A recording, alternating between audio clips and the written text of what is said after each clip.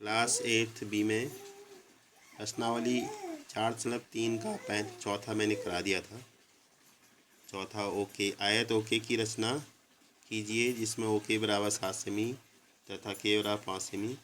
तो ये मैंने पहले दिन वीडियो में सेंड कर दिया है, इसको फिर भी और देख लो आप लोग कैसे बनाना है। ये इसकी रचना है। आयत की बारे में आयत की भुजाएं सम्मुख भुजाएं बराबर समकोण प्रत्येक कोण समकोण होता है। रचना में देखो ओ के बराबर 7 सेंटीमीटर की रेखा खींची। नंबर दूसरा ओ तथा के पर 90 अंश का कोण बनाते हुए 5 सेंटीमीटर की चाप काटे जो ए और वाई पर काटते हैं, फिर इनको मिलाया। ये हमारा इसकी इस प्रकार आयत ओके की रचना होती है। लास्ट में ए के ओ वाई और ए वाई को मिलाया। अब है प्रश्नावली 4/4। देखो पहला सवाल, निम्नलिखित चतुर्भुजों की रचना कीजिए। चतुर्भुज का सिंबल है, कीजिए। चतुर्भुज डी आर जिसमें डी ई बराबर 4 सेंटीमीटर, ई ए बराबर 5 सेंटीमीटर, ए ई बराबर 4.5 सेंटीमीटर, एंगल ई बराबर 60 डिग्री, कोण ए बराबर 90 अंश। इसमें क्या करना, देखो रचना में सबसे पहले हमने ई ए बराबर 5 सेंटीमीटर की रेखा खींची, फिर बिंदु ए पर 60 अंश का कोण बनाते हुए ई डी बराबर 4 सेमी का चाप काटा और ए पर 90 अंश का कोण बनाते हुए ए आर 4.5 सेंटीमीटर का चाप काटा।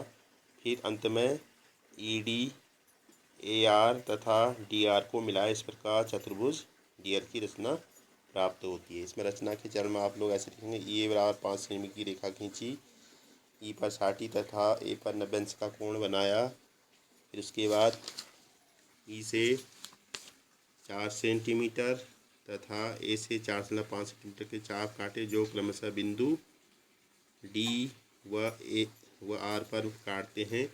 ई D D R R A को मिलाया। इस प्रकार चतुर्भुज डी आर की रचना प्राप्त होती है। अगला है थर्ड पार्ट इसका, चतुर्भुज पहले का तीसरा भाग है। इस प्रश्नावली का लास्ट क्वेश्चन है ये। चतुर्भुज टी आर यू टू की रचना कीजिए जिसमें टी आर बराबर 3.5 सेमी, आर यू बराबर 3 सेमी, यू ई बराबर 4 सेमी, कोण आर बराबर 75, कोण यू बराबर 120 डिग्री। इसमें भी पहले हमने ये एक रफ आकृति में बना करके पहले टी आर यू इस तरह से नामांकन किया। तो आर यू बराबर 3 सेमी और यहाँ से 75 अंश का कोण बनाते हुए 3.5 का चाप काटा। यहाँ से 120 का कोण बनाया, चांदी से बनाना इसको, 4 सेमी का चाप काटा, फिर इनको मिला दिया। तो इस प्रकार चतुर्भुज ट्यू की रचना बनती है। इसमें रचना में ऐसे लिखना, आर यू बराबर 3 सेमी की रेखा खींची, आर पर 75 अंश का कोण बनाते हुए 3.5 सेमी का चाप आर टी काटा। फिर उसके बाद नंबर थर्ड, यू से 120 डिग्री का कोण बनाते हुए यू ई बराबर 4 सेंटीमीटर का चाप काटा। फिर अंत में आर टी यू ई एवं टी ई को मिलाया। इस प्रकार चतुर्भुज टी आर यू ई की रचना प्राप्त होती है। तो इस तरह से इसको बनाना है। ठीक, ये प्रश्नावली खत्म होगी। 2-3 सवाल थे इसमें। अब है प्रश्नावली 4/5। 4/5 में देखिए, ये बहुत आसान रचना है। एक वर्ग रीढ़ आर ई ए डी की रचना कीजिए जिसमें आर ई बराबर 5.1 सेमी। जैसा कि हम जानते हैं वर्ग की सभी भुजाएं बराबर होती हैं और प्रत्येक कोण समकोण होता है। तो हमको एक भुजा दी है, आर ई बराबर 5.1 सेमी खींची, यहाँ पर भी 90 अंश का कोण बनाया, यहाँ पर भी दोनों जगह 90 डिग्री का कोण चांदी से बना लेना। फिर उस पर 5 का चाप इधर से ऐसे यहाँ काटा और इससे यहाँ इनको मिला देना है। ये वर्ग रीढ़ की रचना बन जाएगी। तो इसमें लिखना ऐसे ही, आर ई बराबर 5.1 सेंटीमीटर की रेखा खींची। नंबर 2, आर तथा ई से 90 डिग्री का कोण बनाते हुए आर डी 5.1 तथा ई ए 5.1 सेमी का चाप काटा। अंत में ए डी को मिलाया। इस प्रकार वर्ग रीढ़ की रचना प्राप्त होती है। तो इसको ऐसे लिख लेना है। ये क्वेश्चन नंबर फर्स्ट था। सेकंड है, एक समचतुर्भुज जिसके विकर्णों की लंबाइयाँ 5.2 सेमी और 6.4 सेंटीमीटर, इसकी रचना करनी है। ठीक है, इसकी रचना कीजिए, लिख लेना इसमें है। तो मैंने जैसा कि पहले सभी के गुणधर्म बताए हैं। सम चतुर्भुज किसे कहते हैं? जिसमें सभी भुजाएं बराबर हों और जिसके विकर्ण परस्पर समद्विभाजित होते हैं। समद्विभाजित का मतलब बराबर होते हैं और परस्पर लंब भी होते हैं। समद्विभाजित हो, समांतर चतुर्भुज भी होता है समचतुर्भुज अपने आप में।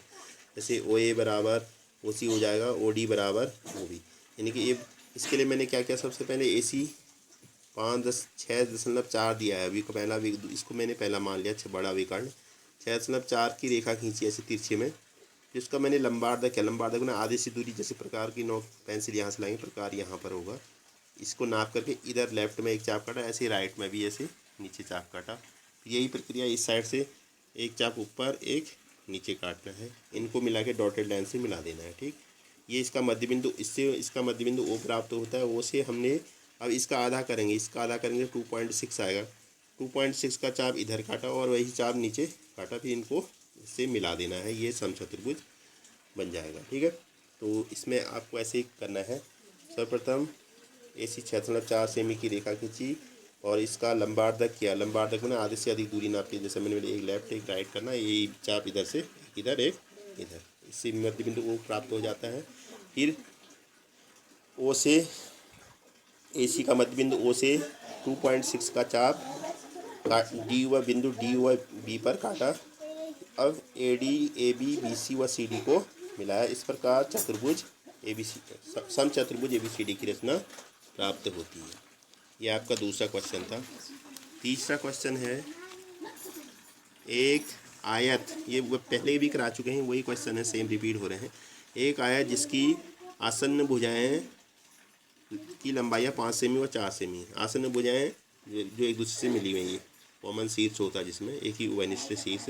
ये 5 सेमी की रेखा खींची और यहाँ पे 90 अंश का कोण बनाते 4 सेमी की इधर को काटी, क्योंकि आयत के आमने सामने की भुजाएं बराबर होती हैं। ये भी ऐसे ठीक ऐसे भी यहाँ पे 90 अंश का कोण बना 4 का चाप काटा, फिर इनको मिला दिया।